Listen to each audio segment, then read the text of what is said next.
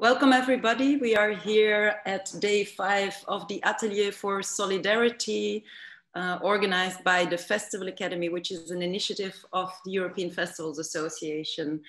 The Atelier for Solidarity has been set up in response to COVID-19 and brings together around 80 artists, curators, festival managers, and people from foundations or cross-sectoral initiatives to reimagine the world of today. We are working in different time zones, so we have people coming from all over the world. Around 40 countries are represented and all continents. We have arrived at our final keynote for the 7 days. We will still continue working for 2 days.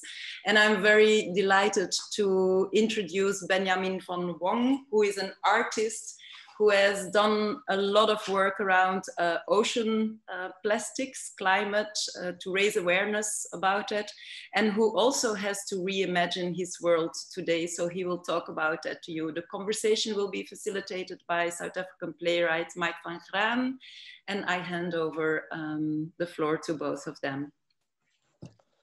Thanks very much, Inge, and I simply hand over the floor to Benjamin. I'll facilitate the conversation once we've made your input. Thanks, Benjamin. Great to have you here.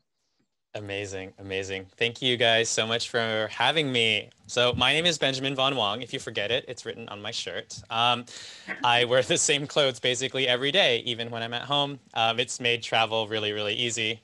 I have multiple of these. I'm dialing in from Montreal, Canada, and I am an artist. So I know you guys are all having one conference after another, so thank you for staying up late if you're coming in from around the world. My goal today was to just share with you my journey, a couple of the lessons that I've learned along the way, entertain you guys, have a little bit of an exercise, and hopefully a productive discussion, especially in times like these where so much is changing and it's so hard to figure out what the new normal is. And I'm hoping that at the end of this discussion, we have some new thoughts that are flowing and that you guys leave feeling a little bit more inspired, or at the very least, have a completely different perspective on some things in the world. So welcome. I'm going to start sharing my screen right now. Most of this is going to be a presentation. Oh, wait, you know what? I forgot to click on share sound. I'm going to do that one more time. Yep. Perfect. So, as I told you guys a little bit earlier, my name is Benjamin van Wong, and this is the work that I create. It was funny because earlier in this conversation, Inge was like, how do I introduce you? I'm like, I don't know how to introduce myself half the time because I do a lot of different things all at the same time, and it's constantly changing. However, over the last couple years, people have started to refer to me as the person who takes photos that people think are photoshopped. And the reason I create images like these is because I like to ignite a sense of curiosity. I want people to look at this and wonder, what am I looking at? Is it real? How was it done? Because once they see this, it gives us the opportunity to have a conversation. I can say, no, actually, this is something that is real. We built it out of plastics that we recovered off the streets with LED lights and wood. That's how we're getting the whole thing to glow. And actually, I didn't build this alone because I don't know how to build anything. We built it with the help of hundreds of volunteers that came together inside of a mall in Vietnam. And people that were walking around in the mall just visiting, we'd drag them in and explain to them what we're doing. And we would have kids show up. We'd hundreds and hundreds of these volunteers. And oh, by the way, what we're using is plastic straws, 168,000 plastic straws that we collected off the streets of Vietnam over the course of 9 months. And we cleaned these, organized them, built them up into a Guinness record art installation. And so what effectively I'm trying to do with every one of these projects is not just to take a photograph. It's to tell a story. It's not just an art installation. It's an opportunity to engage people. It's an opportunity to create a dialogue. And so, you know, I think it's very easy to be put into a box. right? People are like, oh, well, what do you do? Oh, you take pictures, so you're a photographer. Oh, you make a video. Oh, you're a videographer. But we are all storytellers. And ultimately, if you're able to tell a captivating story, the opportunity that lies within it is actually far deeper than that, right? Because it matters that this was created not by a team of Hollywood professionals with an infinite budget, but just ordinary people that came together in order to do something that they felt was right. It matters that, you know, these plastic straws were collected by students all across the country coming together in order to make a difference. And people don't actually share just the image. They're looking to share the story, right? We don't share something that's cool just because it's cool. There are so many cool things in the world. What we're really, really hunting for is a cool story. And once you find that cool story, then other people can remix that. You can give people the power to spread the message. And so what I see my work as is an excuse to have a conversation, right? I am giving people an excuse to have a conversation about something that matters. So you guys are all in the festival world. You're organizing festivals, you're bringing people together, and what you have is not just an event. What you have is an opportunity for thousands and thousands of stories to be told over and over again. And when I try to create something, I think the opportunity of creating a piece of video content, the opportunity to create a photograph, the beauty of it is that it lasts forever. So while your event might only happen at one point in time, what you are actually creating lasts forever, and it is new to anyone who has ever seen it. So today I wanted to focus on stories. I wanted to focus on the different things that I've discovered throughout my journey as an artist, and to share with you what elements of a good story are, in hopes that you guys can integrate some of these pieces into your events and make them even more impactful. So I began my journey as an artist back in like 2008, 2009. I bought my first camera, but things only got kind of serious after a girl broke up with me. I was working in a mine in Winnemucca, Nevada, so I actually started off my life as a hard rock mining engineer. But you know, as with all sad artist stories, a breakup is necessary to give you something to do. And in my case, the breakup was just an opportunity for me to take self-portraits. I learned how to take photos. I learned the technicalities of it. I learned how to use Photoshop because I was too shy to ask people to model for me. So I just used myself as a model, right? So that's how I learned my fundamental skills. Over time, I actually discovered that there's a lot of gear that you can buy. But because I was getting better, I started gaining a little bit of confidence. I was able to reach out and find interesting people to have these collaborations, whether that was like transforming the spaces around me, like looking for excavators, making those interesting, or finding pieces of graffiti and using those as backdrops, or just using lighting in order to transform something that would be ordinarily boring, like a shed, into something interesting. Over time, though, I realized that what I really liked doing was special effects. I liked sharing this sense of magic and possibility with people. When people would stare at something and they go, wait a minute, what am I looking at? Like, I want to know more, right? And there was just something really cool about that. It was almost like creating a magic trick. And leaving people hanging. And so I do projects like this where I'd maybe take some flour and throw it up in the air. And I discovered that flour could be used as a substitute for smoke, except that you didn't want to do it in your own studio because it was impossible to clean up. I learned that if you used liquid latex, you could create the same effect as venom with this peeled plastic look on people's face. And along the way, realize that if you don't put Vaseline underneath the liquid latex, you're going to pull off the eyebrow too. And I learned that birthday sparklers were really, really useful in order to, you know, draw out cool light painting silhouettes. However, they also burn you if you get too close. So, you know, a lot of little lessons and fun things along the way as I was going up and growing into my creativity. Now, out of these images, though, there's one in particular that stood out. And it wasn't because it was a better photograph than the other photos. It was because I had actually captured a video. So the girl that I was dating at the time, girls have a really big influence in my life, but the girl that I was dating at the time really wanted to record my exploits for whatever reason. And I was like, I don't know, why would you want to record this? Like, no one's going to watch it. It doesn't matter. But she really wanted to, so then we went to the closest electronics store, bought a camera, recorded the video, returned the camera, because we didn't have the money to keep it. But the byproduct of this was that because we had a story which was showing what the exact photo was doing, the fact that we had a good video, or it was decent at the time, suddenly gave people the opportunity to share something different. So the exact same photograph got a lot more views, it got a lot more traction because it had a story behind it. Similarly, when I lit this guy on fire, I documented the entire process. And this was like my first time lighting a person on fire, and it took me a lot of tries to figure out how to do it. And it turns out it's really, really hard to light a person on fire. You have to have like the right equipment, you have to have the right fuel, you have to have like a whole bunch of things that have to be right. And I documented this in like a 10-minute video of me like really struggling to light this guy on fire. But the byproduct of creating these actually completely transitioned me from being an artist who created things to an artist who knew how to do things. Because I was actually stepping away from the role of a person who was just creating something to brag about what I was doing, but I was sharing the journey of how it was done. And so I was going from being the hero to being the guide. And in like the world of storytelling, you actually want to try your best to be the guide and not the hero. When you think about movies and you think about Star Wars, let's say, and you take Luke Skywalker and you compare that to like Yoda, right? Luke Skywalker is not ready for the challenges he has to face. He doesn't know what he's doing. He's making a bunch of mistakes along the way. He's screwing up, so on and so forth. And so the person that the hero needs is actually a guide to take them into the next chapter.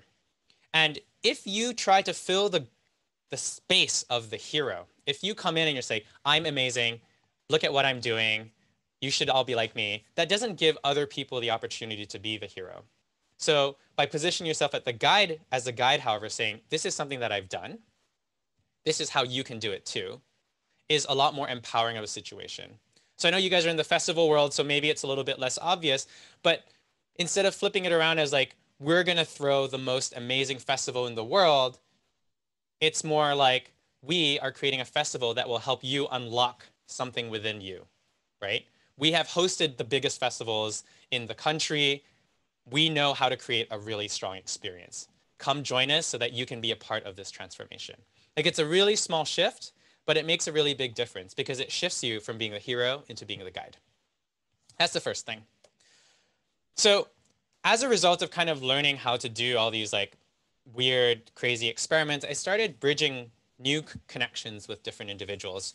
You know, as a result of putting up that video of me trying to light a person on fire and failing, this pyrotechnician from France reached out to me and said, hey, really like your photographs, but your firework kind of sucks. And I was like, oh, who is this guy? He knows what he's talking about. And so I reached out to him, asking if we could collaborate. And he said, let me know when you come to France. So it was right around the time where I decided that engineering was not for me, quit my day job, ended up in France. We collaborated. And those ended up being the foundations for bigger projects to happen. So by putting out work that you want to do, work that is possible, by selling a vision, I was able to sort of attract a similar talent to the equation.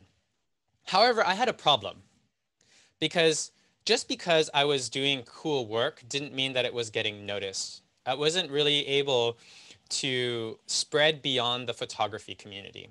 So when I said hero and guide, I was actually trying to be a guide for other photographers. That was my niche initially. I was sharing to people the different technical tricks in order to create the images. I was sharing with them how I did things.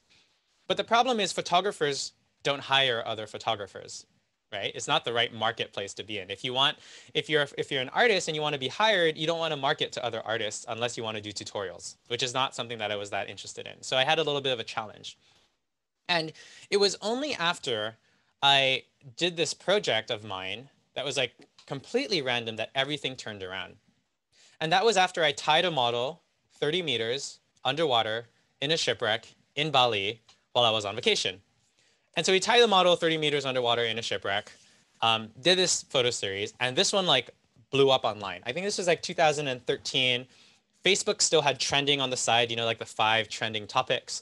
And mine had happened to hit like one of these trending topics. And this was my first touch at like virality. And I couldn't understand at the time why this photo out of all my other photos, and I had pretty, like a lot of pretty images, but I couldn't understand why this photo out of all the other photos got coverage. And looking back now, I think it's very simple. It's because this is the first time that I took a photograph that was easy to describe in words, right? Because I can say, even if I told you, if I was sitting next to you in a bar and had nothing out and I was like, do you want to see this photo that I took where I took a model and I tied her 30 meters underwater in a shipwreck in Bali? It's interesting. People need to know more. They need to fill that gap. Whereas if I tried to do the same thing here is like, I have like a fire breather who's breathing fire in an abandoned building. It just doesn't quite feel as compelling. So always thinking about how the words connect to the experience is really, really important, right? Here's another example of that, of the power of words. I took this set of images for a company. This was a job. The CEO on the left, his wife is in the middle, and the chief marketing officer is on the right. And these guys basically just set up a new gym, and they wanted to show how ripped they were to like motivate themselves in their own gym. Sorry, Benjamin, we are not seeing your screen if you are referring to images that we should be looking at. When did it stop? We haven't been seeing your screen for a while. Really? Okay. Yep. You guys were stuck with my face? Okay, when did it stop? Before the model that you had 30 meters underwater. Okay, cool. So this is the fire image that I was talking about. Wait, did you see this? No. Did you see this? No. Okay, did you see this? No. Oh wow, you guys didn't see anything. You guys need to speak up more, guys. Come on. You guys are leaders. You got to help me here. No worries, no worries. Cool. Well, that's not a problem. I can talk about, I'll just share you guys the images real quick. So these were the self-portraits that I took. These were the transfer of images as I actually captured them. So as I started experimenting a little bit more with the images to make them a little prettier, as I picked up new pieces of equipment over time, these were the special effects. And out of the special effects, the one that really stood out was this one, because it had a video to show how it was done. And similarly, with this one over here, there is a video that was showing how the whole thing was done, which eventually led to me connecting with this guy over here. And this was the image that I was referring to. That's like all of the pictures I showed up to this point, they're all really hard to describe in words. They're all really cool. They're all really entertaining, but they're all really hard to describe in words. But things really changed when I hit this one, which was when we tied a model 30 meters underwater in a shipwreck in Bali. Right? Is that good? Are we caught up? Good. Cool. Thanks. We're with you. Yeah. No, all good. Actually, you shouldn't see my face for the rest of this thing. Like 90% of this is all images because it's far more interesting than my face. So the next time it cuts out, let me know. With regards to this image, so we took a series of these images to showcase the CEO, his wife, and all their employees, and put them out and showing off their guns. And so in order to like create these set of images, we created like a rain machine out of PVC pipes and garden sprinklers. And so when I launched the series, I called it the $30 trick to epic portraiture. And it did pretty good on my photography channels, right? Like the photography blogs picked it up, but it didn't actually appeal to anyone else because the language that we used in order to describe the images didn't reach any other audience. And so it was so critical to make sure that at the end of the day, we had to like flip things around. So when I launched this whole series a second time, we focused instead on the transformation of ordinary people to Hollywood athletes. Exact same photographs, but by focusing on a different part of the story and by launching this on the 1st of January. Why the 1st of January? Because that's when everyone makes their New Year's resolutions to go to the gym. We were able to kickstart a brand new conversation because now it was a conversation about whether you needed to go to the gym or not, or just hire a really cool photographer, right? So words really matter, and the way you choose those words radically transforms who's going to cover it and what they're going to say about it. So always think about the headline. And I found that like a really interesting way to think about headlines is to imagine yourself writing to the reporter that you want to cover your thing. If you're going to reach out to them and you want to create a headline that is so compelling that the reporter has to click on the email to see what that thing is, then you're doing something right. Right? If you think about the last time you shared an article on Facebook without even reading the contents, that's the kind of a headline you want to have, because that's how information spreads. People hop to immediate judgment calls. They want to know exactly what they're going to be getting. And if you can make that thing intriguing enough, then the marketing will do itself for you. Okay? So with the result of this kind of new focus, when I started to like slowly realize the power of headlines, I started crafting my projects in different ways. I started thinking first and foremost, before even doing anything, it was always about how can I create a project that has an interesting headline? And so in this case, it was we put superheroes on the edge of a 40-story skyscraper. Kind of the same thing. Wait, you put superheroes on the edge of a 40 skyscraper, were they tied in? How did you do it? And it doesn't even matter if you like the images or not, right? Like some people were like, oh, this looks so fake. Why bother doing it for real if it's going to be so fake, da da da. You know, what the algorithms interpret that as is engagement, right? So engagement is good. Actually, you probably want to create something that's a little bit on the cusp, on the intersection of something that everybody likes and that people are not quite sure about, because that's when you create conversations that allow things to spread. And that's how you can embed different marketing messages. So in my case, you know, the client wanted to show to what great heights their customer support heroes would go to. And so we just kind of played with the words and created an image in order to get a message across. So over time, I started like creating campaigns. They got bigger and bigger. And in 2015, I created this image, which isn't the best image, nor does it have the best title, but it was like one of the more complex images that had ever been done using just a cell phone. And so this was in 2015. Cell phones weren't as cool as they were today. And this was to promote the Huawei P8.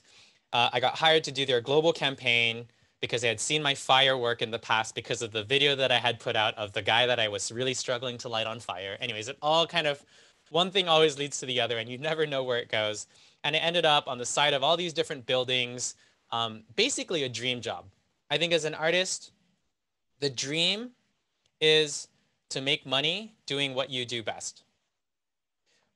However, when I got there, I realized that that dream wasn't enough, because where did this leave me? In 2015, this left me feeling that, okay, where do I go from here? What I can expect to do next is to just get a bigger job, to get paid more money, to do more of the same thing, to get paid a bigger job, to do more money, to get the same thing. And it just felt really pointless. Right? And I was thinking to myself, I'm like, well, what do I actually want to do? What were the projects that felt the most valuable to me out of all the things I had done? And ironically, I realized that it wasn't the most epic projects that I was most inspired by. It wasn't the fact that I was paid a lot of money that inspired me. It was the fact that I had created projects that had had a change in the world. And so this is a video that I created for a family of strangers. And I don't want to play the whole thing because it's quite long, but I made a video essentially because their daughter was dying of a terminal degenerative brain disease. So imagine that, you know, at 3 years old, your daughter is growing up a little slower. You go to the doctor for a routine checkup, and then you find out that, oh, actually, she's got a terminal degenerative disease. She's going to slowly lose the ability to walk, talk, and speak over the course of her life, and she's going to die in her teenage years. And this family had just found out like 9 months before, and they didn't know what to do. And trying to raise money, and they had seen that I had done a bunch of things that were viral online. And so they just like randomly emailed me, like a cold email saying like, hey, this is our story. We're really looking for a video. We think that if we had a really great video, we could raise a lot of money and maybe give our daughter a chance at surviving. And so I flew myself over. I stayed on their sofa, ended up making a video, spent 10 days there. And over the course of a month, we raised $1 million. And over the course of the year, we raised $2 million. And for me, creating content like this this felt like a better use of my skills. This felt like a better use of my time, right? I wanted to take my time and energy and talent to put it to good use. But I had a little bit of a problem because the work that I did, like all the portfolio stuff that you saw, they're all photos. They're all fantastical. They're all surreal. And like when we think of fantasy and when we think of impact, they're actually like really, really far apart normally. Like they don't overlap. You know, when we think of impact, we think about documentaries, we think about sad videos of different people in the world going around. And I really, really, really struggled with this, and I couldn't quite figure out how to bridge the gap between the two.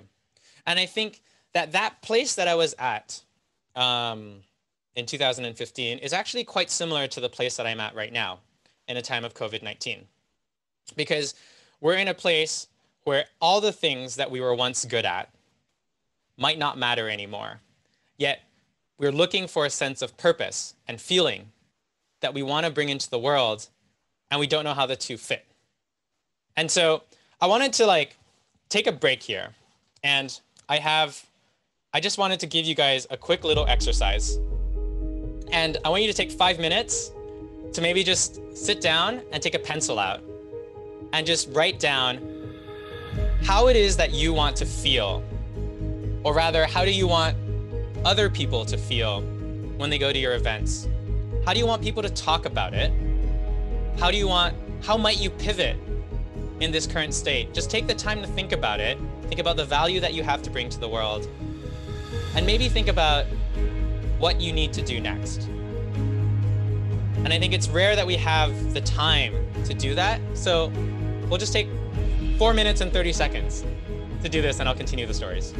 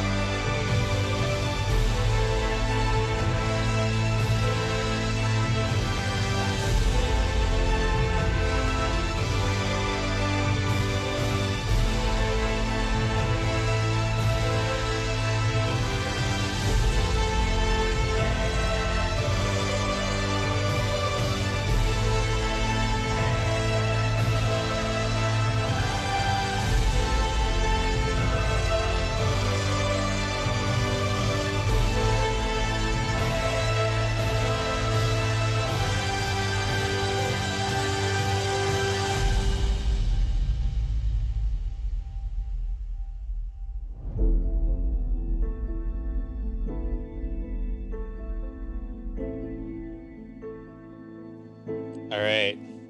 Thanks for playing along, guys.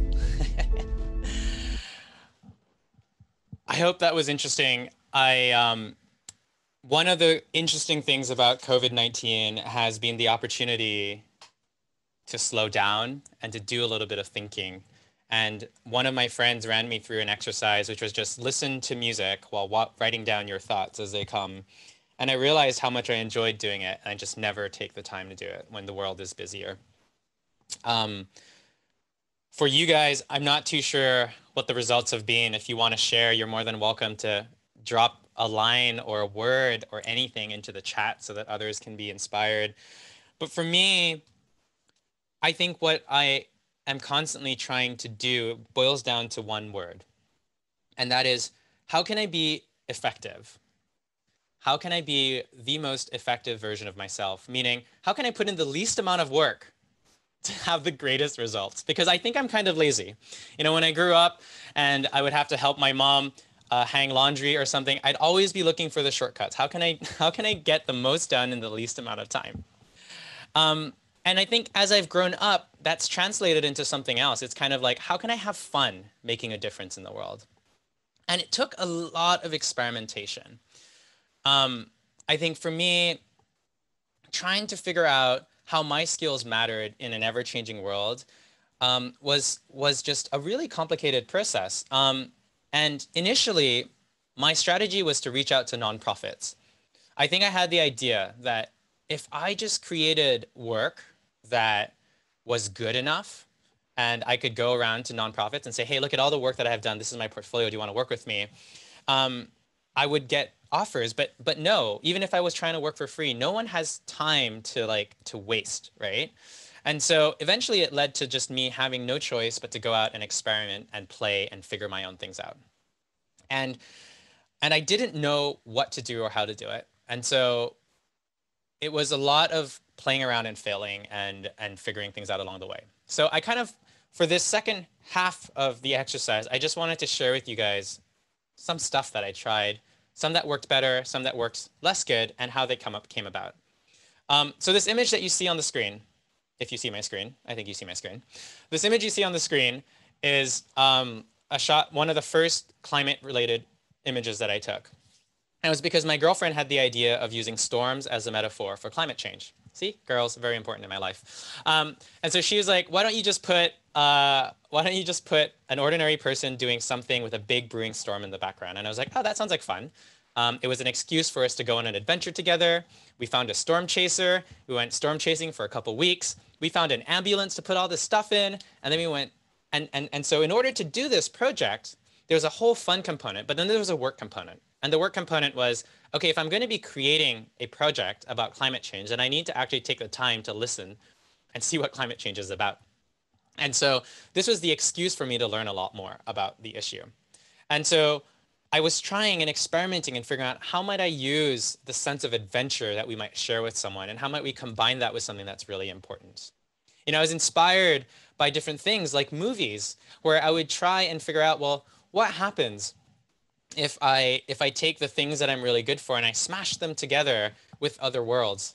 And so this time I was speaking at a trade show in Germany. I found these guys who created these apocalyptic costumes. And these guys are called the Wasteland Warriors. This is what they like to do on the weekends, is dress up like characters from Mad Max. And so they had all these costumes lying around. And I was like, guys, we have to work together. Can we do something? I'm like doing projects on the environment. And I have this vision of trying to create something that's a little post-apocalyptic and dark. And you know, we need to find a location. Where do we go? And it turns out that they had a mining museum that was in Leipzig, which is where Rammstein does their concerts with fire and everything. And so they just have these like old mining machines, like real mining machines that were lying around that we could use and go to. And so this became sort of the trend. I was like, okay, people I want to hang out with, adventure that I want to do, cause that I want to do, can I smash them all together in order to raise awareness? But there's a little bit of a problem, right? Because just because you want to raise awareness doesn't mean you're actually telling people what to do about the problem. And I think this is something that I sort of had to discover the hard way, is that if you just create things to raise awareness, but there's nowhere for that energy to go, it sort of gets lost into the equation. And so I kind of went through a bunch of different iterations and experimentations until I finally created a video that for the first time went viral, but in the sustainability space. And I just wanted to share with you what that's like, because it'll not only give you an insight into like how my brain works, but also how these projects actually come together. Because when you look at these projects, they look like big, massive, millions of dollars in order to make. But in reality, it's not always like that. Sometimes it's the courage of a few people coming together to do something that they feel really passionately about that makes all the difference. How do you get people to talk about something that is ordinary, ugly, and boring? I wasn't too sure, but from experience, I know that the internet loves to see things that are extravagant, unique, and different. So applying that same concept to plastic bottles, having 10,000 of them seemed like a great start at making something ordinary into something extravagant. With more plastic than fish in the sea scheduled for 2050, it made sense to add an ocean component to the project. A sea of plastic was interesting and sad, but it needed something unique and beautiful to truly stand out. What more unique and beautiful to represent the ocean than a mermaid? And so with the help of a waste management center called Tamra and a local artist called Cynthia, we ended up with 10,000 plastic bottles that came in a 50-foot truck, along with a beautifully designed, handmade mermaid tail. This unexpected combination, I felt, had the potential to be something truly different. So with all three components to make things shareable, the extravagant, the unique, and the different, I felt like we had all of the ingredients necessary to create something that could potentially make the boring topic of plastic pollution more shareable.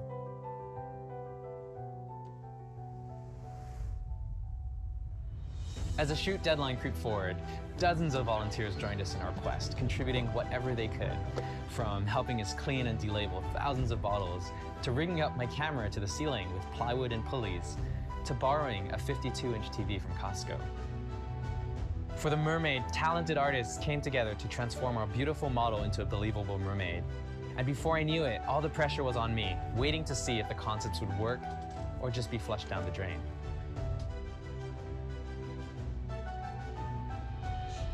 As the day flew by, volunteers worked tirelessly, pushing bottles around, collecting them, organizing them by color before tossing them right back out onto the floor to create a new set of patterns that some crazy photographer had told them to do.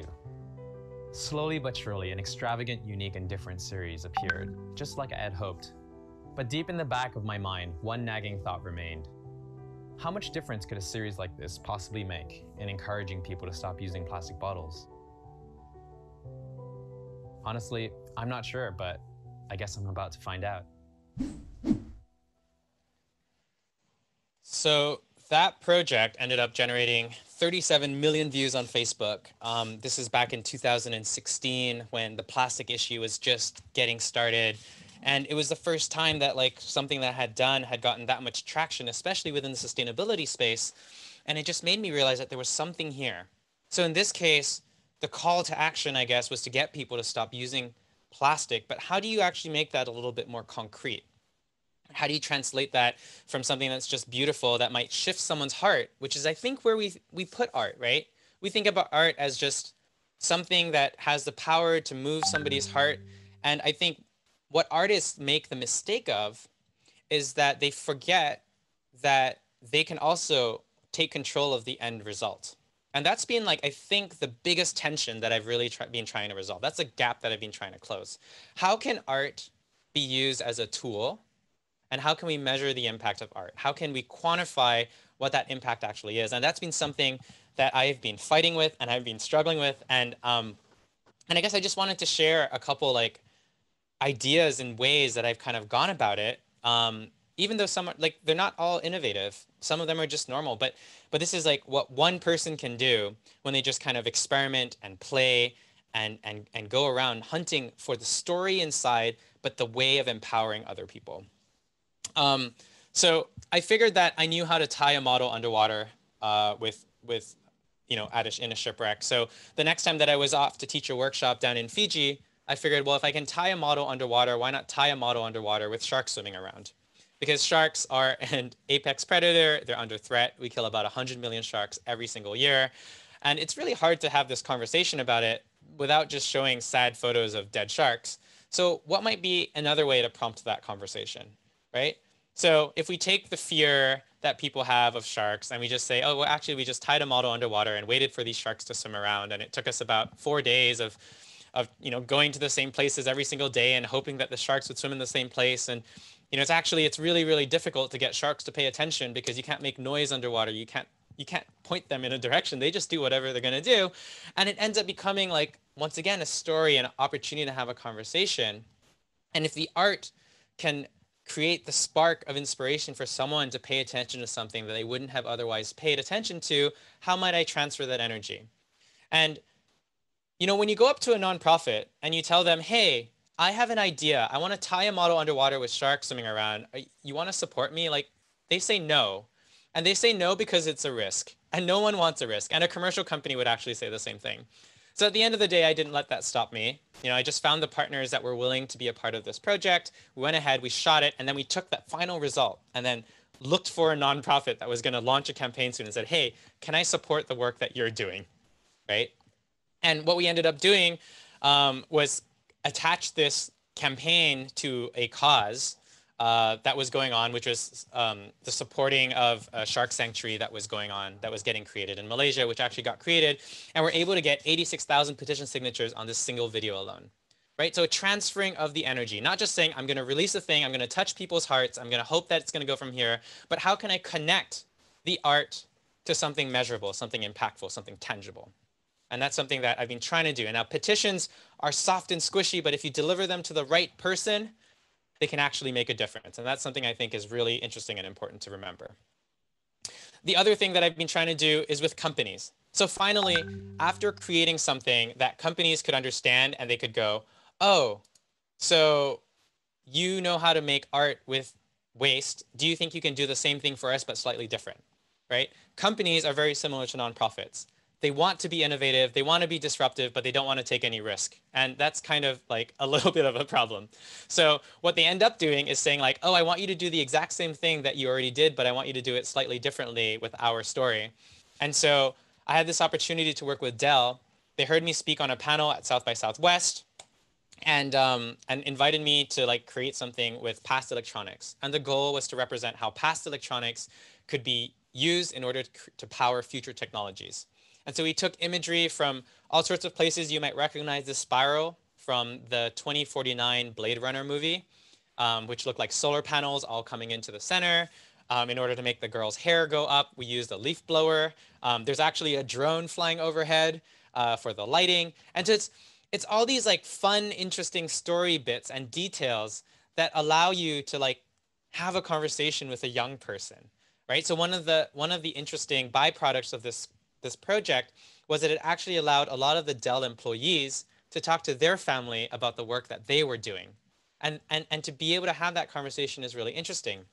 And in order to like tie it into something, we of course made sure that it tied into Dell's global recycling program, because Dell is one of the largest electronic waste recyclers in the world and will accept e-waste basically for free and process it all over the world. And so it was trying to tie something that was a problem with a solution. How do you tie awareness to a solution? How can you measure the difference in performance? The problem, though, is that you're creating a global campaign. So you're saying, oh, this video got millions of views, and yes, we've seen like electronic waste get recycled, but it's really hard to claim attribution for it. I mean, you can create the numbers that you want to create in order to make yourself feel good, but it's really, really hard to measure. So that's been something that I've also been trying to think about. How might we optimize the measuring of the impact of the art? How might we create the container for success? Because you don't want to say we created an art piece that got mentioned in this many places, that got this many views. You want to say we created an art piece that brought about this kind of change, right? And along the way, other things that I've tried to do as I've built, as I migrated from photography into installations, it's because I started to realize, why go through all of this effort to take a photograph if we build the whole world and then it gets torn down in a single day? It feels like a lot of waste of energy. And actually, even the festival world is something that I struggle with, because you go through all this time, energy, and effort to create something that disappears right away. But there's something to be said about creating something physical to create something experiential. And pre-COVID-19, it made a lot of sense because everyone was buying experiences. People are not buying stuff, people are buying experiences. And when they're experiences, you can actually give people the sense of co-creation, right? You give people the opportunity to come in and participate and make things interactive. And then because you're doing something for a short amount of time, you can use that as an excuse to build conversations with people. So this was a project that we did in Singapore, and we got like the National Environmental Agency to come in. We got the Chief Sustainability Officer to come in. We got the Canadian High Commissioner to come in. And the people that were attending this got the chance to exercise their creativity. So it wasn't just about creating something once, but about giving everyone the chance to create something themselves. And it just felt like it was really going on to something. But at the back of my mind, I think there's always this problem that I personally faced. And the one problem that I'm really trying to solve is like, but what's actually changed? Right? Like, plastic is still a problem. Electronic waste is still a problem. The places that I've gone to still have the same problems. So like, even though I did this project in Singapore, where we collected 18,000 plastic cups in one single day, converted into an art installation to show people the problem, what changed? I think actually their plastic usage has gone up thanks to COVID. Ultimately, they don't recycle there. They incinerate everything. These are big governmental structures. There's so little power that we can actually do, and you can just keep pushing and poking, but that's not enough for me. Like, I really want to start controlling this. And so that's a question that I've been sitting with. And I was in the process of wanting to spend this current year to start creating case studies that could start like granularly measuring the impact of art. That was the plan. And then with COVID, of course, like this happened. So travel has gone down to an all-time low. Even if it comes back, festivals, who knows? Big questions. But then when I look at this graph, I think about this graph, which is another graph that some of you might be familiar with. But this is sort of like a death sentence for someone who is known for making things spread online. And you kind of end up with this really interesting situation where you're like, okay, what can I actually do? The world is doing what the world is going to do, right? I couldn't control the fact that Facebook changed its algorithms, but I can change the fact that I can shift from doing temporary art installations to semi-permanent art installations, right? I can start leveraging the fact that everyone has a cell phone instead of being the only one with a cell phone, right? So we control what we control. And so I've been trying to like reframe this year very differently for myself as an individual who I actually got rid of my place in San Francisco to be nomadic this year. And then I ended up sometime in like March, mildly homeless, wondering what to do with myself. And so now I'm back home at 33 years old, living with my mom and my dad, and my sister just gave birth. And it's about figuring out, how can I take this time that I now have and make the best of it? And I've been thinking that maybe I can't travel externally, like myself. I can't travel the world. I can't do these experiments. But maybe what I can do is travel internally. And so what I've decided to set up over here, super ghetto, but I started a podcast. And it sounds a little weird because it's a completely different art form. It is not viral. It's not about the outcome, but it's really about the process. And what I've decided to dive deeper into is this idea of the process. To answer that question that I had 4 or 5 years ago, which is, how do I become more effective at what I do? How can I create frameworks for others to follow? How can I create frameworks and experiments so that, we can prove the impact of art? Because if you can start better measuring the impact of art, then you can start selling the impact of art. And if you can sell the impact of art, then you can create careers and jobs out of creating impactful art. And I feel that art shouldn't be valued based on how much someone is willing to pay for it, but rather the change that it can bring about in the world. And so this is something that I'm focused on right now, and something that I'm trying to kind of resolve. And there are days where I feel really depressed, right? Because work got wiped off the face of the earth. And the only way I can actually connect with people is through awesome opportunities like this. But there's something that I like to remind myself, and I wanted to just kind of run through this really quick visual exercise with you guys. It's that, like, if this is like my life, right? So this is like, if I take my life and we assume that I live to about 100 years old, very optimistic here. But if I assume we live to 100 years old, then this is 25 years of my life. So the first part of my presentation, which is figuring out what I'm good at, took 25 years. And then I started figuring out like how I could get paid for it. And that took me about 3 years. And then I started figuring out how I could make a difference with that. And that took about 3 more years. And now we add a couple more years of screwing around and, experimenting and whatever, and life and COVID and all this stuff. And I think what's really interesting to remember is that at the end of the day, there's still a lot of time remaining. And that where we are in this moment in time is a really, really tiny, small slice of that, right? And so it isn't so much about what we're going to do in the next year or two. It's about what we're going to do in the next 10. And so if we can't plan what's going to happen at the end of this year, maybe we can think about what's going to happen in 10 years. And what is the work that we can do now in order to position ourselves to get there where we need to be? Because the world needs a lot of help. So that is it for my presentation today. That is what I wanted to share with you. I hope that was interesting. And yeah.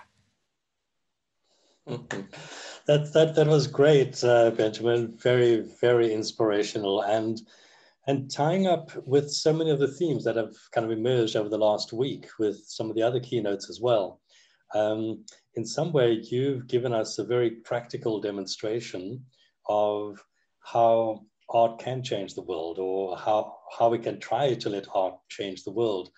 Some of the other keynote speakers have been, we've been grappling with him about this idea about art and the use of art to change and shift narratives, the use of the arts for changing people's minds, the use of the arts for having some kind of a social impact. And some keynote speakers have been talking about they don't want art to be political in the narrow sense of the word, but they recognize that art is political, that festivals are essentially political acts. And all of this kind of talk has to do with trying to understand festivals and the arts as having some kind of social impact. And I think that what you've been demonstrating is exactly your struggle and to do that as well.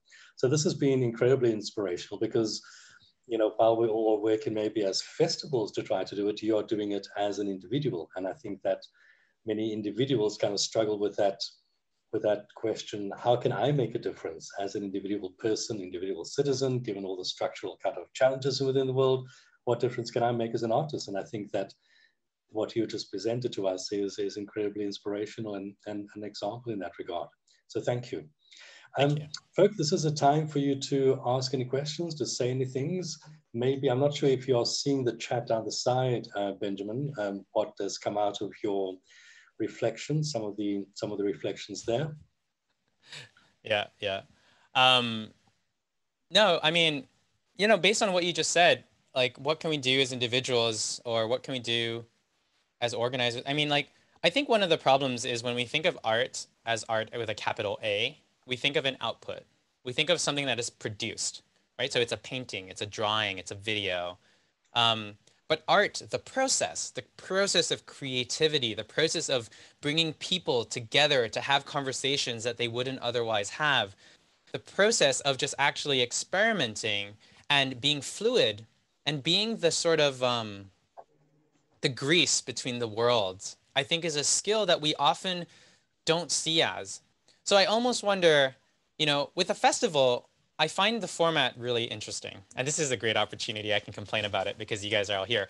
But like, the way a festival might work, and I've received a couple of this, is like, hey, can you submit a proposal to us? Like, tell us what you want to do and tell us how much it's going to cost, and we'll say yes or no. Like, that's not the creative process. The creative process happens through a conversation with people, and you try to like figure out what would be of use. So like, it would be far more interesting if the festivals were organized in a way and to say, this is the place our festival is organized. These are our community partners. We are looking for artists that are willing to have conversations with the community to better understand the needs of the community, to figure out how they might create some art that could be effective to help these communities. These are the sponsors that we have on board. This is the pool of money that they may have if cool projects happen, but this is like the product range that they may have. As an artist, as someone who thinks really, really weird, do you think you can figure out how to take all these pieces of the puzzle together and combine it into something that we've never seen before, right? Is that not a better way to frame the power of the arts, as opposed to like, okay, we have $10,000, tell me, what do you want to do? And then, because then ultimately what you're getting is just what the artist wants. And there's like a huge disconnect between designing a solution versus creating a product. And I think what we need are communication solutions, better ways to communicate different ideas that can actually translate a problem into a solution. And the only way those can happen is through dialogue, right? We're seeing it right now through a lot of these racial equity conversations. And it's not about saying, oh, I'm going to tell you what I think, but it's really about making space to listen and to understand and to hear how might the work that I do fit in to the work that you need to do, and how can I support what you're doing, and how can you support what I'm doing, right? It's a relationship. And so I think the way we think about art is a little bit broken. And I think this is true of companies. Companies, they just want a campaign, and they want the campaign to move product. And so they're focused on the business outcome of what it is they're trying to do. But if you bring the artists earlier on into the process, when you're saying, hey, we're thinking of doing a product and we're not exactly sure which market we're trying to hit, but these are our values. Can you think of an interesting way to fuse these together? I think that's really the power of the arts, right? The power of divergent thinking, right? When we think about innovation and these really squishy concepts, we want people to come up with new, innovative, risky ideas without the fear of failure. Is that not what art and the creative process is? And so I think my challenge is like, why don't we take this time that we all have? Like, you don't have to solve the problem of the festival, right? Maybe you can just reach out to the artist that you're going to talk to and say, hey, these are the sponsors that are still sticking by us. This is the pool of money that we have. What would you do? What opportunity do you see in a time of COVID-19? And how might you solve my problem for me? Because if you say something that I think is really, really cool, and then there's a pattern that starts to emerge amongst the 5 or 10 other people that we're talking to, you might actually have an event that would build itself off the ground. And I'm sure I'm totally simplifying it over here because I'm not an event organizer. But I just feel like there's so much brain power in the room that you can actually just leverage that rather than just say, okay, the painter can't create a painting anymore because there's no more live opportunities, so we're just going to stop there and we're going to give up, right? I just think it's an opportunity to have dialogue, to have experiments, to play and see who knows what could happen. So yeah, and then on the art front, I mean, I don't think all artists are perfect either. I think artists need to start thinking as designers. And I think the way we define art is sort of reminiscent of the Victorian ages, you know, the Renaissance, which was like, oh, I'm going to create a piece of art that's just so that I can show off what I can do with my brain, with my skills, with my talent, so that this rich person can brag to that rich person, so that this city can compare their art to that city. It's not utilitarian. It's just about bragging. And so I think artists might need to stop being so selfish and say, oh, I create because I feel compelled to create. No, you create because the world needs your voice and you have a role to play.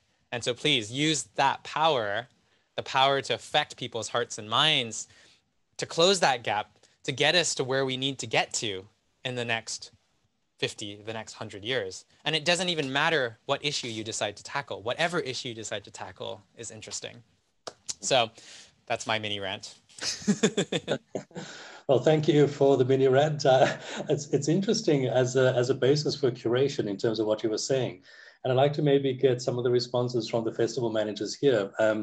One of the quotes I've taken from you, art is to be valued by the changes it brings within the world.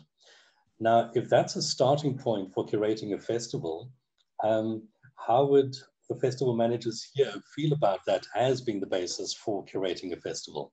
Because that would go to the kind of thing that you've just been speaking about now. As opposed to, how do we use our festivals simply to, I don't know, give more eyes to the sponsors' products, or to, you know, increase the level of tourism in our particular city or whatever.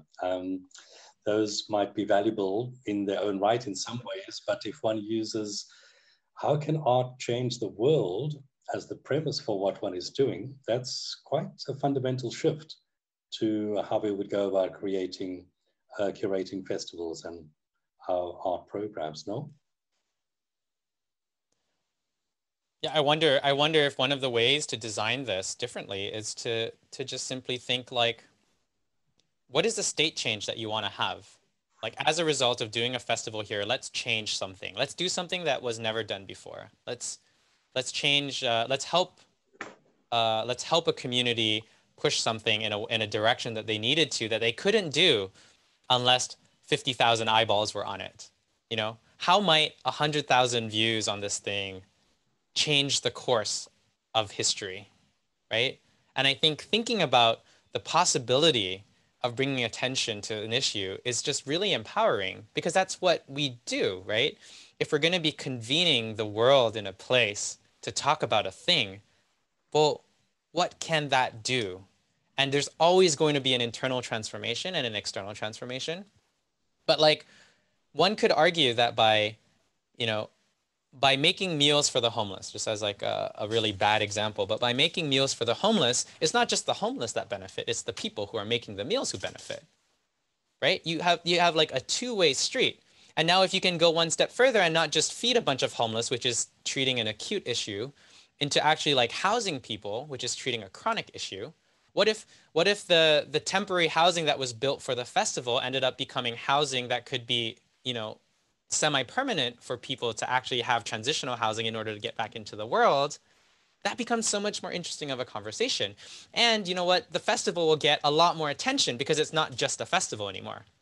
This is a festival that's doing something. So that the marketing potential of actually having an impact in the world is really, really big. And that's the kind of story that you want people to tell, right? On your tombstone, you don't want to say, this, I hosted the biggest festival in this city. Wouldn't it be a lot more interesting to have on your tombstone, like, I hosted the festival that changed the way this thing was done, so that this many people are helped every single time we do something, right? I think there's something really empowering about reconstructing the potential of it, you know. And as people who are here right now, the rules of the game have completely changed. There's no more normal. Like, what does a normal festival look like right now? Like, no one knows what a festival is supposed to be. And so there's an opportunity to completely rewrite the rules. And I think there's just, when we think about the fact that anything is possible, that's when anything can actually become possible. And I don't know if I'm being too preachy here, but I'm trying, like, I feel like it's a really exciting time for the world to change, because we're seeing fractures in society start to form. We're seeing the marginalization of people. We look at a country like Singapore, which, you know, had really low COVID rates until they realized they completely forgot to count all the migrant workers who were stacked up together in bunks, and now the entire country got shut down as a result. You know, we're seeing sort of this disparity in wealth and what it actually means. And with this disparity lies opportunity. And so focusing on the opportunity, what could we do now that we could never do before? How can we now focus on creating connection virtually, because we have this opportunity to create connections virtually? Now there is no more limitation to how many people can join an event. People can join all over the world of any economical class. And what opportunity could that represent? How might we play with something that we would never have played with otherwise? Because the people who are making the rules don't actually know what the rules are anymore. It's a really interesting time. So I don't know. I'm trying to be positive. But I've clearly scared everyone because no one's talking. Yeah, I think maybe you've got everyone thinking. So, and that's not a bad thing. I wanted to kind of maybe go back a little bit and maybe reflect on some of the more personal things that you have said. You spoke about the importance of the headline. And I wondered for you, what comes first, if there is an order necessarily, the headline or the image? And I wanted to maybe just go a little bit further. You were talking about the headline earlier, and I was looking at one of the campaigns that you've been part of, and there was a headline for you. It was social influencer, creative artist, award-winning photographer, Canadian, Benjamin von Wong. I wondered if you could speak about which of those is meaningful for you. In what ways are those descriptions meaningful for you? And which are the most important ones for you? I mean, I think of fame as a tool. So I have, I don't know, 500,000 followers on social media. I have all these press mentions. I've done interviews for all these different countries. I have a couple awards here and there. But like, it doesn't change my life. However, because I have a blue check mark next to my name, when I send a message on Instagram, there are more people that are going to reply. So it's actually like a tool. It's very helpful, right? Like I'll say that I have a Guinness World Record because I want someone to talk to me and not ignore me, not because I actually want to brag about it. And so I think of fame as a tool. I think of descriptors as a tool. So artists, it's really great to be an artist when you're not trying to get money. So it's really great to be an artist because you get invited to speak at all these different conferences. You can go hang out with all these rich people. You can hang out with the poor people. You can hang out with anyone when you're an artist because nobody knows which box you fit in. So you get to like have a wide variety of conversations. But when you want to ask for money, it's really, really bad to be an artist because you only get paid for what you create. You don't get paid to think. And so when I approach a company and when a festival approaches me and they want like an RFP or something, I ignore it because, or I don't ignore it, I reply to it, but I don't participate in them because there is value to designing a solution. And so when I enter a business mindset, I try to see my role as that of a consultant because I'm here to help design an optimal solution with the experiences that I have. And I might not be the right person for you, but I can help you navigate the story and recommend better paths. And I feel like there's a lot of value in that because I don't want to waste my time pitching something that doesn't go anywhere. Otherwise, I just spend my entire life pitching big ideas to people. And they're just like, oh, no, I don't want that. I don't want that. I want this. Because that's not how that's not how the best ideas are born. I think the best ideas are born through conversation. So once again, I think headlines serve the purpose of whatever it is you need to do. If you want someone to listen to you, you drop some accomplishments. So one of the reasons I say, oh, I've created content that has generated over 100 million views is not because I think the 100 million views are important. I actually think the 100 million views are kind of annoying because they represent breadth of impact. They don't represent depth of impact. However, people are really excited when they hear that I've generated 100 million views. So they'll pay attention to me now, and that's fine. So it's just, the headline is just the excuse. Ultimately, I want people to have a conversation with me, and I want us to have a discussion over what we could possibly do together. And whatever gets me there is the goal of it. And I think with campaigns, you think of it as the same way, right? The headline gets the person's foot in the door. But now, hopefully, there's something there to discover. Otherwise, you've just created clickbait. And nobody likes clickbait, right? So you have to have quality of content, but you also have to have the top of funnel, which draws people into the conversation. Yeah, well, I mean, a big thing about your work or about what you've been talking about is impact, social impact. And obviously, two other major ways in which impact is kind of measured is quantitatively and qualitatively. And you certainly mentioned a lot around quantity, the number of views that your work has received, also the amount of money that has been raised, $2 million for that particular campaign.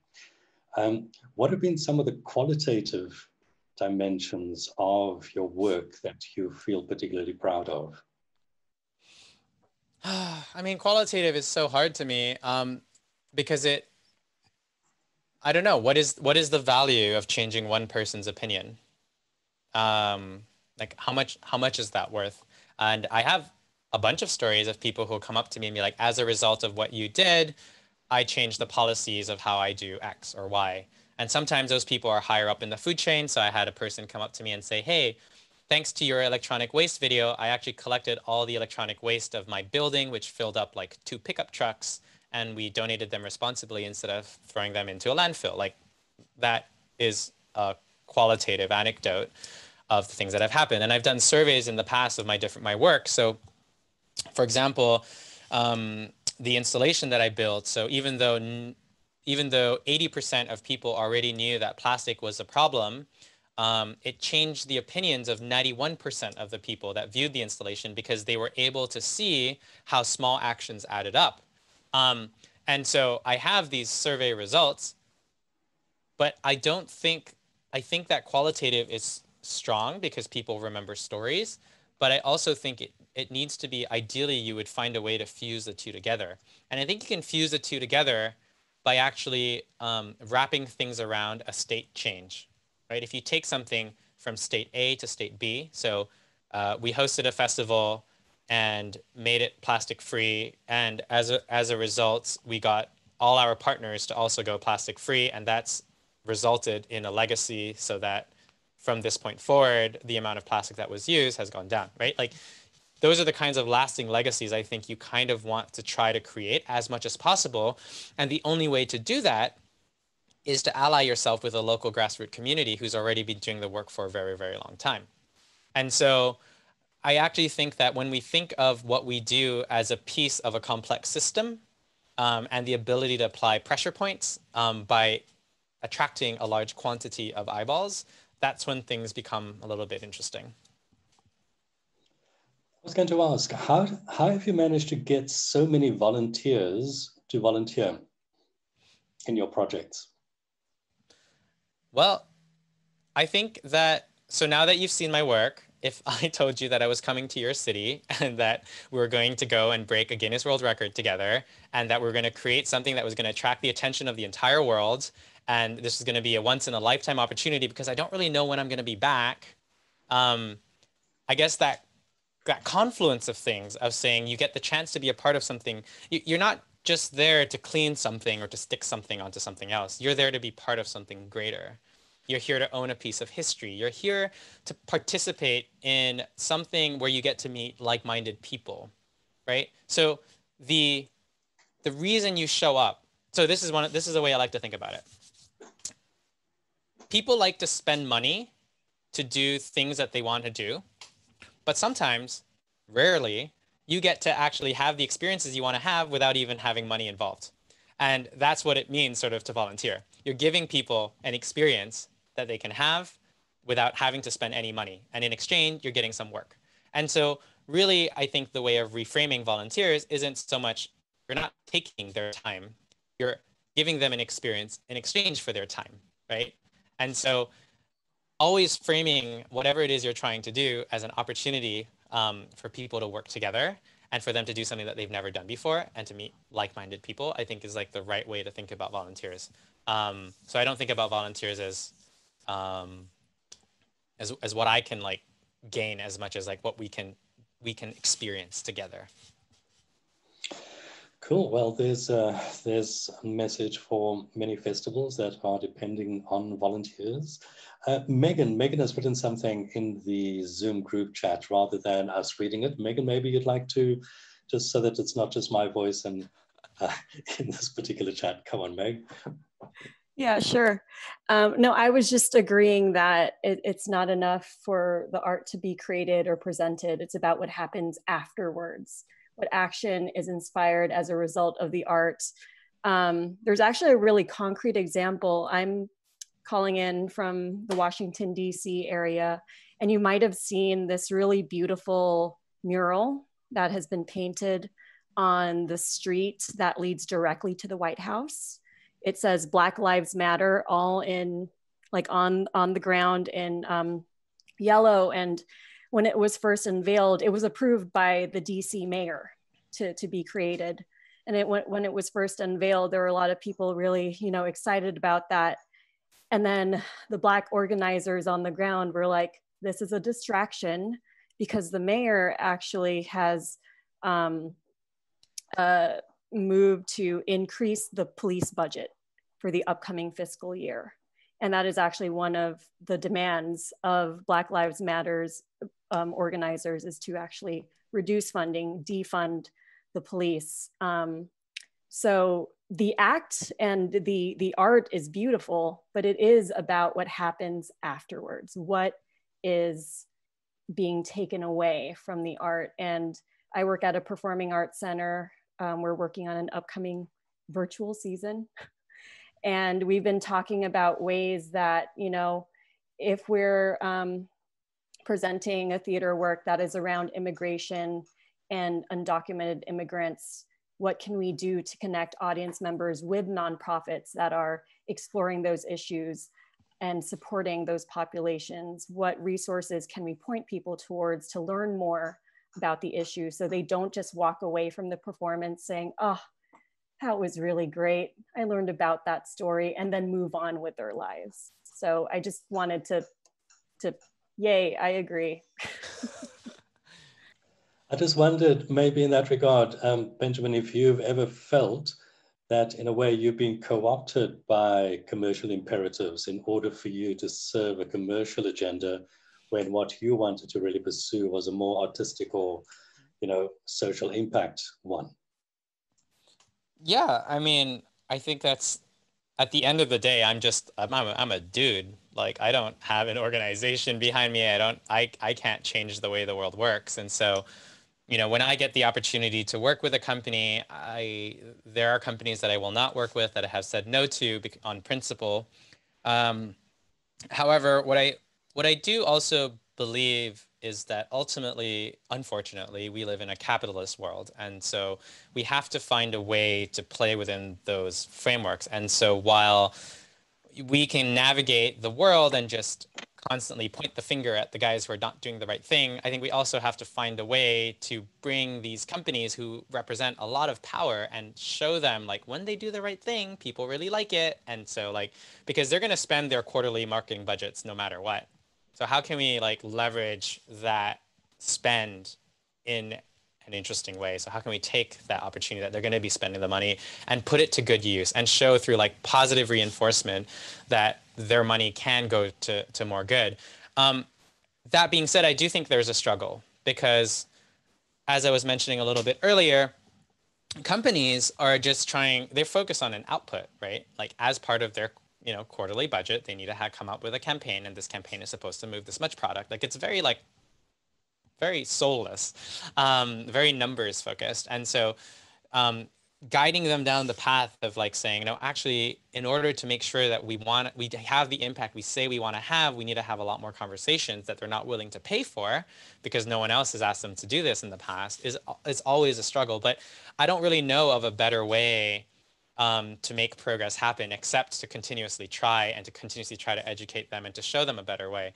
And so I just, I try to do the best that I can while also juggling the needs of like generating revenue. But since 2016, I haven't done a single project that hasn't had an impact component to it. And that's just been like a personal challenge to myself to figure out like, oh, can I survive if I decide to do this? And I'm still alive, so we'll see where it goes.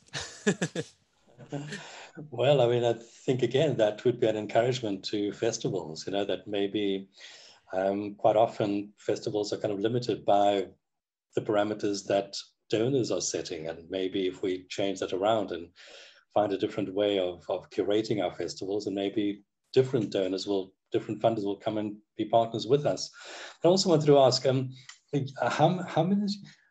what skills have you had to learn in the process of having fun doing what it is that you do? I mean, tying a model 30 meters underwater, were you a diver before? Did you have to learn to dive to do that? I'm asking it also as a metaphor for festivals in terms of innovation. If you have a particular vision, that you want to pursue, what are the new skills and expertises that you might need to bring in order to pursue those visions? So just at a personal level, what are the new things that you had to acquire to do what you do? Yeah, I mean, I think I learn everything by doing. I'm actually a really bad student. I don't like just watching and listening that much. So the podcast is actually a little step away from that. But that first time I tied a model 30 meters underwater in a shipwreck in Bali, I got my dive certification the day before. And I was supposed to be. Did she know? Yeah, she knew. She knew. Well, I was supposed to be on vacation, actually. My parents told me that they wanted to go on vacation, and they wanted to go to Bali. And I was like, I hate vacation because I never know what to do with myself. Like, because there's no framing when you go on vacation, and I find it really stressful when you have to like ask all these like, I guess, quote unquote useless questions like where do I want to eat, where do I want to stay, and like not have any constraints around it. I find it really stressful. And so when I was like looking for something to do to keep busy while we're on this family vacation, I was like, oh, there are shipwrecks in Bali, and oh, if there's a shipwreck, I need to do a photo shoot, and if I need to do a photo shoot, then I'm going to need a model. If I need a model, I'm going to need a dress. If I need a dress, and anyways, one thing led to another. And so even by the time I landed on my first day, we went straight from the airport to a dive master to like explain this idea, who was like the introduction of a friend that I had never met before, to say like, hey, there's this photographer in town who wants to do something really weird. And the guy was just like, wait, you've never dived before? And I was like, yeah, no, never dived before, but I'm really confident because I know how to use my camera. Anyways, I don't know. My life is basically a series of experiences like this, where like I look back and I go like, there is no reason why this thing should have worked out.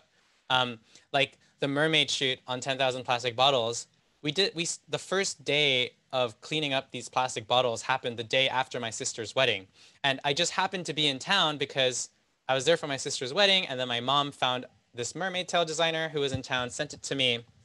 And then I was like, huh, I really would like to connect this mermaid tail with something that matters in the world. And at the time, there was a lot of conversation about the Great Pacific Garbage Patch. And then I was talking to a friend about it. He's like, oh, I'd never tried being a producer. I'd love to try. What do you need? I'm like, oh, well, if I could find 10,000 plastic bottles, I could probably do something. And then he called a couple recycling centers. On the second phone call, they're like, sure, we can give you as many plastic bottles as you want. And I was like, oh, cool. All I need is a garage. But then they said, well, your 10,000 plastic bottles are going to come in an 18-foot truck. And I was like, oh, crap, that's a lot of bottles. I'd never even thought about what to do with it. And then I had to go back and find a place and do the rest. And so like every project that I do is sort of a learning experience along the way, because for me, it's about like pushing the boundaries of what you've already done. If you already know what to do, then why just do it again? So we know how to do this. Now let's stretch it one step further. If I know how to do that, let's stretch it one step further.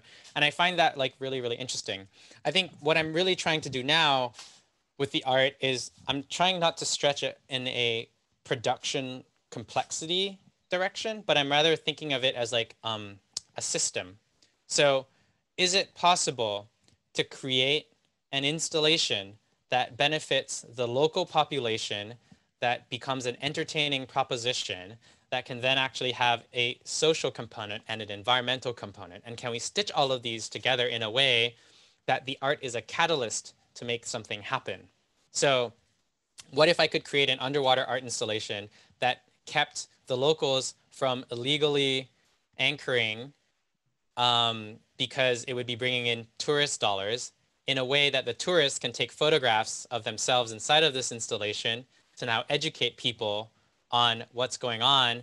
And might they actually participate in this installation that could grow slowly over time, because it would be like a living installation, so that they could actually now take a course to get educated on what coral farming is, so that they can participate in this installation, so that they can take the selfie, right? Like I think art has a role to play that could be really, really exciting. But like I was saying a little bit earlier, no one wants to take a chance on something that's never been done before. So anyways, these are kind of the things that I try to piece together, and they can only happen when you find the right combination of stuff. So I think I'm in the interesting position of having like a really wide portfolio. Like I have so much work and I've done so much weird stuff that I don't actually need a bigger portfolio, but what I need is a more complex portfolio. And so what I'm looking for are the more intricate case studies that represent these different pieces of the puzzle coming through. And the hope is to design a framework that others can pick up, because ultimately it doesn't matter how successful I become as an individual. It's really pointless because I'm just one person. What would become really interesting is if I was able to create a framework that others could employ and deploy to like create the example of what art could become. And so I don't know, that's sort of my current life mission as I explore these topics. But because I'm not in a situation where I can really travel the world and do these experiments, I'm just having conversations instead. So the podcast that I'm building, it's called Impact Everywhere, and it explores positive impact in unexpected places. And I'm talking to people from NASA scientists to Oscar-winning filmmakers to human trafficking survivors to youth activists. Yesterday, I talked to a toy designer. Today, I'm going to talk to someone who's using sustainable chocolate in order to create peace in Colombia. And I'm trying to figure out how these people are thinking about impact. What does impact actually mean? How are they bringing impact around? And what does it look like when all these pieces come together? And I think that by simply having lots of conversations right now, I'll be able to come up with different patterns and experimental frameworks that I could maybe push out once the world decides what the world's going to do. And I have no idea what the world's doing right now. So, yeah. Well, that's a great way to end this particular keynote, but I was going to actually ask, if you are speaking and you have the chance now to speak to 25 festival managers, is there a particular theme that you would like to explore, that you would like to pitch to 25 festival managers as your parting shot? 37 actually, Mike. Well, I wasn't sure that they were all festival managers, so I kind of set on 25 there. I actually think this is the best time to just start engaging in discussions. I would say, like, if there were festival managers out there, start having conversations with your artists to help them, get them to help solve your problem for you. Take all the money that you were going to spend and bring it into, like, rope it up as an innovation thing, right? Use the dollars to innovate on something and bring the artists in to be a part of that conversation now, as opposed to telling them what the format is going to be later. Don't say, hey, we're going to do a webinar. You have a 15-second slot here in order to create this thing, and this is the impression that we want you to create. But rather say, like, okay, we have a blank canvas. All we have is a date. We actually have no idea what this can look like. What would you like to experiment with? Because these are the outcomes that we're trying to go for. These are the sponsors that we have. I would say just open up the conversation now, because now is a time where people have time. People have time. They have the desire to work, and they're willing to do it for less. And I think being able to be part of the decision-making process, to be able to have a seat at the table, I think is a really interesting thing. So I would just say, like, invite chaos into your festival. You're already in a state of chaos anyway, so it can't get any worse. Invite more chaos into it, and out of that, you might discover something that nobody else is doing. And I think that could be, like, a really interesting, positive way to look at it. Benjamin, it's been fantastic. You've been a great inspiration. Thank you so much for spending time with us. No, thank you so much for having me. Inga. Oh, Sigrid has a comment. Sigrid does have a comment. At 8:29. Come on, Sigrid. Because my son is making a lot of noises. Thank you for your speech. I was only wondering, how could it be when you develop this local cooperation that is conceptualized with what you do, but a lot of tourists can go there and perhaps they can bring contamination.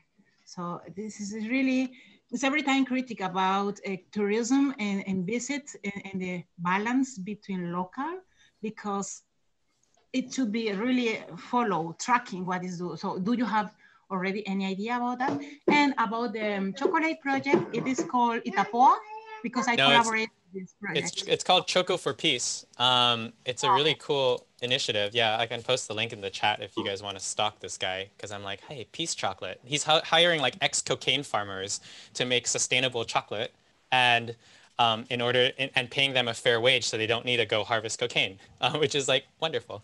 To answer your question, I think the key is similar to involving artists and giving them a seat on the table. I think you need to involve the communities and have the communities also on the table, right? So don't have a discussion where the festival is talking to the sponsors, and then the festival is talking to the communities, and then the festival is talking to the artists.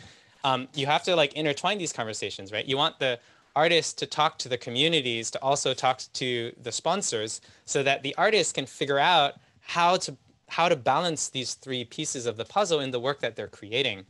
Because if they only come in at the bottom of the pyramid, then they're not able to foster the cross dialogues that are necessary and ask the hard questions.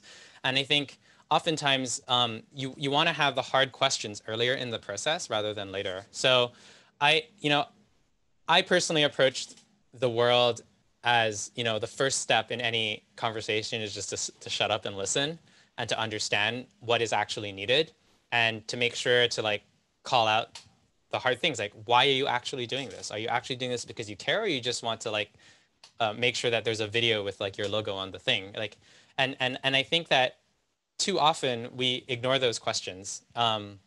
So I think as festival organizers specifically, it's making sure that the communities, the grassroots communities that you're going to be supporting, make sure that they're there for the discussions, and maybe they can be they could be the community advisors on whether or not a certain company should be a sponsor. And they'll be like, no, we can't have those guys. They're horrible. and because they're the ones that are going to have to deal with the influx of attention anyways. And I think when you put impact as the like top goal, then the communities become indispensable. Like you can't ignore them. How are you going to have impact? The companies aren't going to have impact. They're just selling things. So I think it almost, when your heart is in the right place, the rest will kind of cascade and follow. Great, thank you. Yeah. Benjamin, I really think that we slapped these participants with the 7 keynotes and 2 public panels in only 5 days, or 4 even, because we started on Saturday and the keynote started on Sunday. So there might... No, it's all good. It's all good. It's hard to hold attention on one of these things. But it was great, and I really liked the idea of what you said, and it in the end, like inviting chaos. Let's invite chaos into your context, which is, I think, what we have been doing also in the past 7 days, like trying to put all these people together in these Zoom rooms, and Yannick as a magician shuffling them all around into their different places. But really, thank you, it was great. Oh, thanks. Thank you guys for your time. The last keynote, the public last keynote of our series that we set up as the Festival Academy, trying to facilitate a global conversation. And I think it links to what you were talking about as storytellers, and it's actually beautifully linked to how we began with Moki Makura, who talked about the power of narratives. We are a community of 700 people coming from more than 80 countries. And I think also the reason that we've been able to do this is because we have that community, because we created this program together with these people.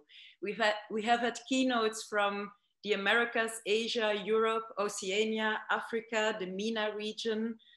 We focus specifically also on very challenged regions today, as Brazil, India, Syria, and we had a keynote of Aotearoa, the land of the long white cloud, which I learned today.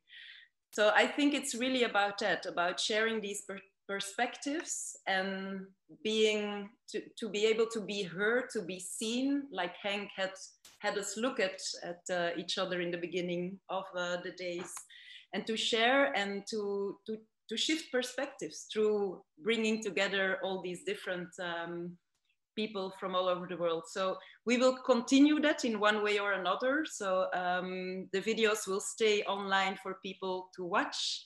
And we hope that you enjoyed it and that we will see you again at a later time.